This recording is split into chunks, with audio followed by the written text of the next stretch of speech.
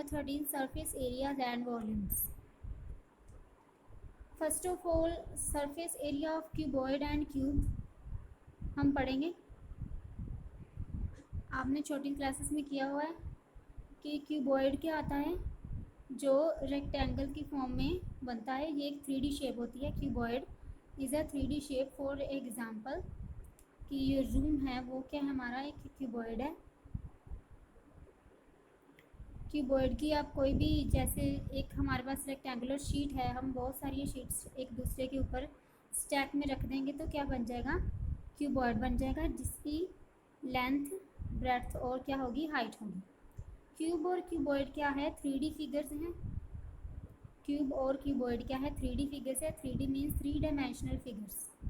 Cube और cuboid are the 3 dimensional figures, जिसमें height भी आ जाती है, लेंथ भी आ जाती है और ब्रेड्थ भी आ जाती है। जब एरिया में हाइट ऐड हो जाए तो क्या बन जाती है, वो 3 डायमेंशनल फिगर बन जाती है।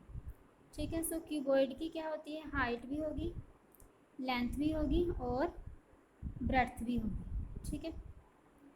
सो क्यूबॉइड क्या है, वो एक रेक्टेंगुलर शेप का 3D फिगर है। क्यूब क्या है, ये वो स्क्वायर शेप का 3D फिगर है। सरफेस एरिया ऑफ क्यूबॉइड का क्या फॉर्मूला होता है, 2LB plus BH plus HL means 2 bracket start length into breadth plus breadth into height plus height into length. So cuboid का क्या फॉर्मूला होता है, 2 into bracket start length into breadth, breadth into height plus height into length, where L denotes length, B denotes breadth and H denotes height। उसके बाद surface area of cube, ये फॉर्मूले हमने use करने हैं नेक्स्ट सम में। Surface area of cube क्या होता है, 6A square, where A is a side of cube. For example A जो है वो एक साइड है क्यूब की। क्यूब की साइड की वैल्यू क्या है, A। और हमें पता है कि ये क्या होता है, स्क्वायर। स्क्वायर का एरिया क्या होता है, A स्क्वायर। और क्यूब की कितनी साइड्स होती हैं, 6 साइड्स होती हैं। क्यूब की कितनी साइड होती हैं, 6 साइड होती हैं। तो एक स्क्वायर का, एक की वैल्यू A स्क्वायर है, तो 6 साइड्स की वैल्यू क्या हो जाएगी, 6A square. So similar way से हमारे पास क्या आ गया, क्यूबॉइड का surface area 6A square. Lateral surface area of cuboid क्या होता है, 2 into L plus B into H, यानी कि 2 into height bracket start length plus breadth, ये क्या होता है, lateral surface area of cuboid. Exercise 3.1 question number second हम पहले करेंगे। Length breadth and height of room are 5, 4 and 3 metre respectively. एक रूम है, उसकी लेंथ ब्रेड्थ और हाइट गिवन है 5, 4 और 3 मीटर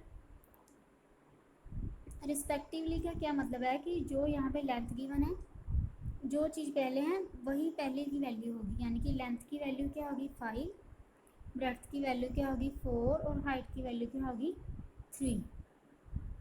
ठीक है। So find the cost of white washing the walls of the room and ceiling at the rate of 7.50 पर metre square. हमने कॉस्ट फाइंड करनी है कि उस रूम की वाइट वॉशिंग और सीलिंग की कॉस्ट फाइंड आउट करनी है। अगर पर मीटर स्क्वायर के हिसाब से कितना प्राइस है, 7.50, यानी कि एक मीटर स्क्वायर इतने एरिया की वैल्यू कितनी है, 7.50 वैल्यू है, यानी कि एक की वैल्यू क्या है, 7.50।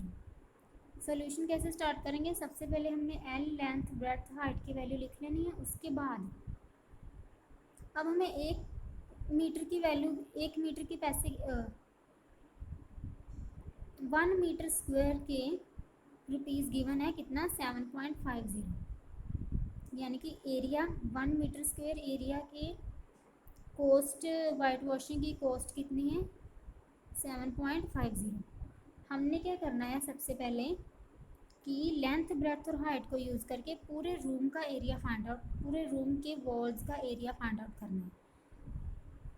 एरिया की 4 वॉल और रूम की 4 वॉल्स होंगी। So area 4 walls and ceiling कैसे आएगा, total surface area of room minus area of floor. Floor तो वॉल्स में नहीं आता, पूरे रूम में क्या होती है, वॉल्स होती हैं और फ्लोर होता है। ठीक है, हमने सिर्फ वॉल्स को ही वाइट वॉश करना है और वॉल्स की ही सीलिंग करनी है, फ्लोर की नहीं करनी। सो हम क्या करेंगे कि room total surface area of room means क्या हो गया, रूम एक रेक्टेंगुलर शेप का हो गया, रेक्टेंगुलर नहीं क्यूबॉइड शेप का हो गया। रूम क्या हो गया, क्यूबॉइड शेप का। पूरे क्यूबॉइड शेप के रूम में से हमने पूरे यानी कि पूरे क्यूबॉइड शेप के रूम में से हमने उसका टोटल सरफेस एरिया फाइंड किया और उसमें से फ्लोर का एरिया क्या है माइनस कर दिया। फ्लोर क्या है, हमारे पास एक रेक्टेंगल है, अगर पूरा रूम क्यूबॉइड है, ये फ्लोर वाली साइड हमने यहाँ से माइनस कर दी, ये एक रेक्टेंगुलर शेप का बन गया। सो हमने पूरे एरिया में से रेक्टेंगुलर शेप माइनस कर दी, क्या आ जाएगा हमारे पास वॉल्स। सो हमने वैल्यू फिल की, एल बी बी एच और एच एल की क्या बन गया 5 इंटू 4, 4 इंटू 3, 3 इंटू 5। एल की वैल्यू क्या है 5, बी की वैल्यू क्या है 4, बी सिमिलर वे से हमने वैल्यू फिल की, मल्टीप्लाई किया, 5 इंटू 4 क्या बन गया 20, 4 इंटू 3 क्या बन गया 12, 3 इंटू 5 क्या बन गया 15, तीनों को ऐड किया क्या बन गया 47, माइनस 5 इंटू 4 मीटर स्क्वायर। तो यहाँ पे एल इंटू बी क्यों लिखा है हमने, एरिया ऑफ रेक्टेंगल यूज़ किया है। सो पूरे को सॉल्व करके हमारे पास एरिया क्या आ गया 74 metre square. Cost of walls of ceiling 1 metre square की कितनी कॉस्ट है 7.50।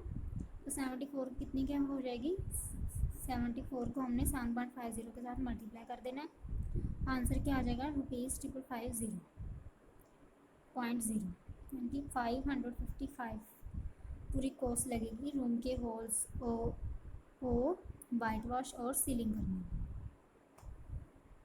Question number 3, the floor of rectangular hall has a perimeter 250 meter and the cost of painting the 4 walls ratio at the ratio of 10 per meter square is 15,000. Find the height of the wall. सबसे पहले हमें जो given है हमने वो लिख देना है। गिवन क्या है, सपोज कर लो लेंथ क्या है एल, ब्रेड्थ क्या है बी, हाइट क्या है एच। पेरीमीटर ऑफ फ्लोर क्या होता है, फ्लोर क्या है यहाँ पे रेक्टेंगुलर शेप का, सो हम यहाँ पे पेरीमीटर ऑफ रेक्टेंगल का फॉर्मूला यूज़ करेंगे। पेरीमीटर ऑफ रेक्टेंगल का फॉर्मूला क्या आता है 2 into length plus breadth. So perimeter हमें क्या गिवन है 250। सो फॉर्मूला किसके इक्वल आ जाएगा 250 के।